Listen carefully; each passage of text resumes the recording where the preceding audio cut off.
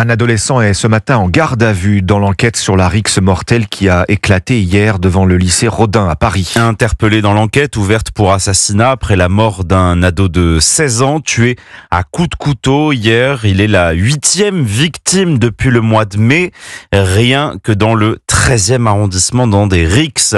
Face à ces violences du quotidien, les enseignants d'un collège de Haguenau, c'est dans le Bas-Rhin, ne donneront pas cours aujourd'hui. Les parents ne déposeront pas leurs enfants non plus pour protester contre les bagarres, contre les insultes, contre les tensions qui grimpent depuis le début de l'année. Mélina Fachin.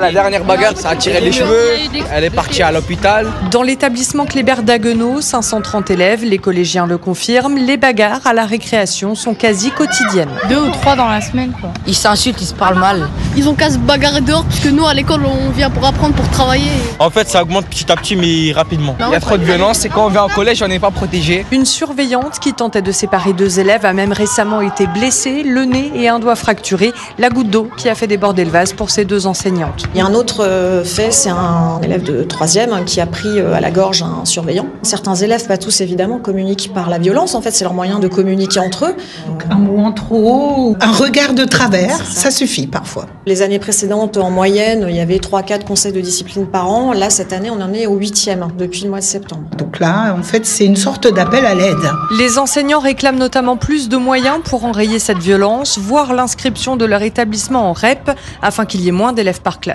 Haguenau, Mélina Fachin,